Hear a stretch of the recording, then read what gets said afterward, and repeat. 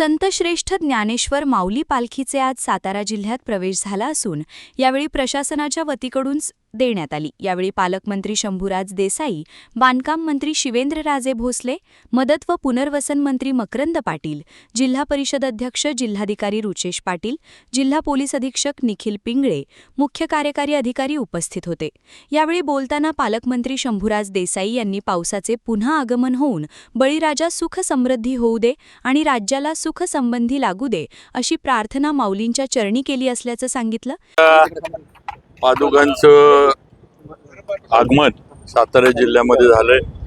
नीरा नदीमध्ये स्नान करून पादुका आता माऊलींच्या साताऱ्यात प्रवेश करून त्याचा आता पुढचा जो विसाव्याचा कार्यक्रम असेल तो करून पुढे जाणार आहेत। आज अतिशय आपण बघतोय की दरवर्षी म्हणजे पंढरपुराला दर्शनाला महाराष्ट्रातील आणि आसपासच्या राज्यातील सुद्धा कर्नाटक असेल, आंध्र असेल, मध्य प्रदेश असेल, या राज्यातनं सुद्धा लाखो भाविक हे या वारीच्या याच्यामध्ये येतात, सहभागी होतात आणि एक अतिशय भक्तिमय वातावरण संपूर्ण परिसरामध्ये निर्माण झालेलं असतं।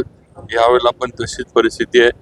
प्रशासनानं पण चोख सगळी जी काय लागणारी मदत आहे, बंदोबस्त आहे आणि आरोग्याची सेवा असेल, बाकीच्या सेवा असतील, ह्या सन्मान्य मुख्यमंत्री साहेब, उपमुख्यमंत्री आपले एकनाथ शिंदे साहेब, सुनेत्रा वहिनी, या सगळ्यांनी आणि जिल्ह्यातील पण आम्ही सर्व, मी असीन, जयकुमार गोरेभाऊ असतील, जे पालकमंत्री शंभूराजे आहेत, मकरंदाबा आहेत, जिल्हा परिषद आहे आपल्या, प्रियाताई असतील, भैया राजू भैया, सगळ्यांनी हा सगळा जो प्रवास आहे हा सुकर व्हावा।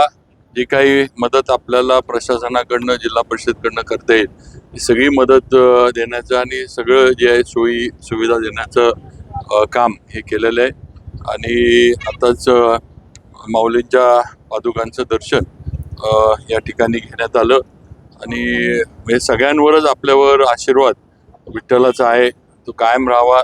मला वाटतं आपल्या सर्वांच्या वतीनं विठ्ठलाला संपूर्ण महाराष्ट्रानं पावसासाठी साकडं घालावं।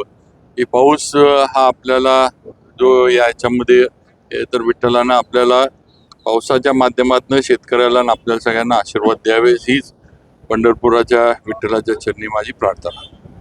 मदत व पुनर्वसन मंत्री मकरंद पाटील यांनी संपूर्ण राज्याला सुखसमृद्धी लागून चांगल्या प्रकारे राज्यात पाऊस पडून बळीराजा कुठेतरी दुष्काळाच्या छायेतून बाहेर पडून बळीराजाला चांगले दिवस येत अशी प्रार्थना केली असल्याचं सांगितलं।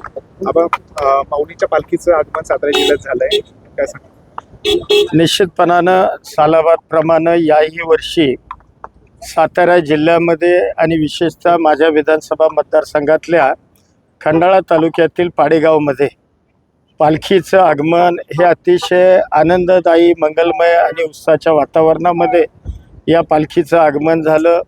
मी असेन, या जिल्ह्याचे पालकमंत्री शंभूराज देसाई असतील, आपल्या राज्याचे बांधकाम मंत्री शिवेंद्रराजे आणि अन्य या जिल्ह्यातील काही आमदार मंडळी, त्याचबरोबर लोकप्रतिनिधी आणि अधिकारी, आम्ही सगळ्यांनी माऊलींचं दर्शन घेतलं आणि अतिशय चांगल्या पद्धतीनं स्वागत आम्ही त्या ठिकाणी केलं आणि माऊलींच्या चरणी नतमस्तक होऊन ही प्रार्थना केली की यावर्षी संपूर्ण देशभर आणि विशेषतः आपल्या महाराष्ट्रभर पाऊस समाधानकारक पडू दे आणि जो हा बळीराजा आज कुठंतरी दुष्काळाच्या छायेमध्ये त्या ठिकाणी दिसतोय, पाऊस जर समाधानकारक झाला तर निश्चितपणानं जे सातत्यानं मग कधी अवकाळी असेल, कधी दुष्काळ असेल, कधी गारपीट असेल, यामुळं जे राज्यातल्या शेतकऱ्याचं अपरिमित हानी होते, नुकसान होतं, तर समाधानकारक पाऊस पडला तर निश्चितपणानं या राज्यातला शेतकरी हा सुखावेल आणि पर्यायानं जनतासुद्धा सुखावेल,